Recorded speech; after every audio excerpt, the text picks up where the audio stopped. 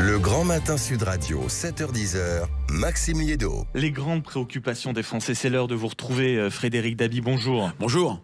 Vous êtes le directeur général opinion de l'IFOP et on veut s'arrêter avec vous ce matin sur, on va dire, les grands thèmes qui ont marqué l'année 2024. Et il y a quand même, on va dire, un fil rouge tout au long de cette année qui devient de plus en plus préoccupant. C'est cette sensation du déclin français, que la France, en somme, n'est plus un grand pays.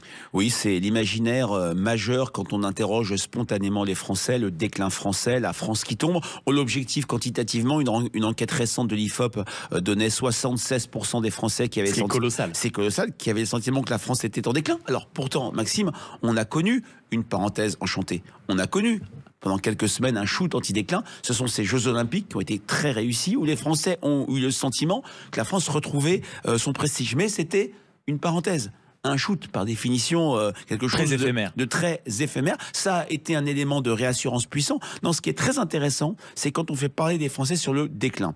Il y a plusieurs imaginaires, plusieurs dimensions qui émergent. D'abord, une vision que j'appelle Amélie Poulinesque, c'est-à-dire c'était mieux avant, la nostalgie, l'âge d'or d'un pays qui a été perdu. Bon, c'est toujours quelque chose d'un peu folklorique. Non, ce qui me frappe, quand on interroge les Français sur c'est quoi le déclin français, ils citent trois choses. Ils citent la désindustrialisation.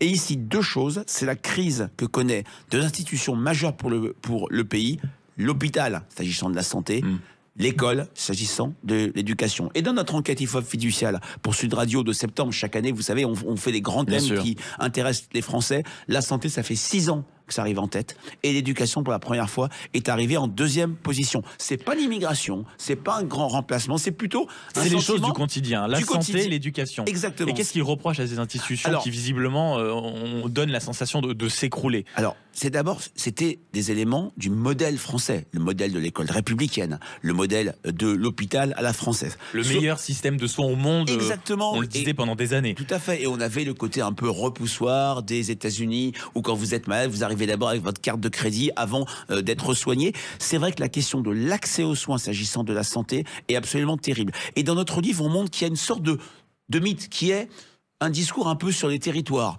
Dans les métropoles, tout va bien pour l'accès aux soins. Dans la ruralité, tout va mal. Maintenant, tout va mal partout. Allez trouver rapidement en région parisienne ou à Toulouse un ophtalmo ou un dermatologue, alors qu'il y a des ruralités... C'est devenu la guerre des tranchées. Exactement, où les choses vont bien. Donc il y a vraiment cette idée d'accès aux soins. Et sur l'éducation, c'est là où les discours sont les plus sévères. Un sentiment de déclin général, de détérioration. Et on l'a vu encore dans les dernières enquêtes Teams, on en a parlé sur cette antenne il y a 2-3 semaines à peine, où les résultats sont sidérants. La France qui arrive en dernière position, je crois, sur la question des mathématiques. Mais il y a toute une série, c'est une crise multidimensionnelle. Il n'y a pas un élément, peut-être la maternelle qui est encore l'échelon d'excellence, mais ce n'est que la maternelle.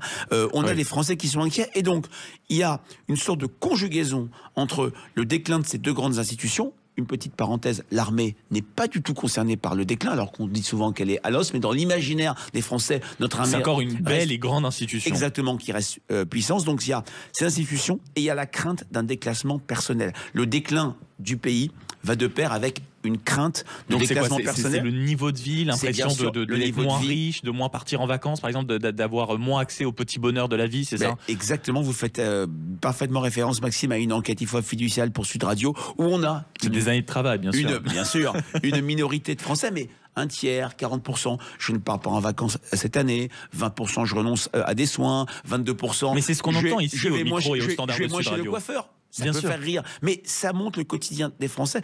Et c'est vrai que, n'oublions pas, le moteur, le carburant du vote RN, ce n'est plus l'immigration. Depuis 2022, la première motivation de l'électorat, Marine Le Pen, Bardella aux européennes, c'est le pouvoir d'achat. C'est un déclassement qui touche le sentiment que le travail paye mal.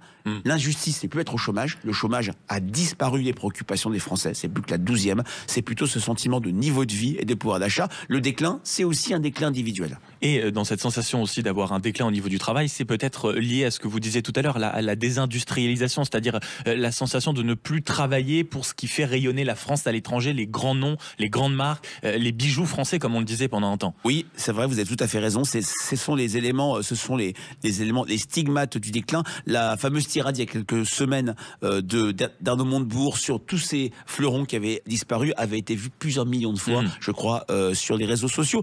Alcatel, Péchiné, exactement. Alstom. Saint-Gobain qui est en difficulté, etc. Donc tout ça, ça concourt au sentiment que la France tombe. Alors, il y a des éléments de réassurance que dans la même enquête, c'est une enquête IFOP JDD d'après les Jeux Olympiques, le sentiment que la France a quand même beaucoup d'atouts. Il y a un manque de confiance en elle. Et puis aussi, on revient à ce qu'on s'est dit hier, cette crise du politique. Le politique est plus capable d'imprimer ou de donner un cap, un élément de perspective. Ce qui fait mal au pays, c'est l'incapacité à se projeter à moyen terme et d'agir sur le court terme sur les gros sujets, notamment santé, éducation. Merci beaucoup Frédéric Dabi, directeur général opinion de l'IFOP, et on peut poursuivre le débat en vous retrouvant en librairie avec votre dernier livre Parlons-nous tous la même langue. On vous retrouve demain pour ce grand épisode pendant les vacances des grandes préoccupations des Français. Même radio, même heure.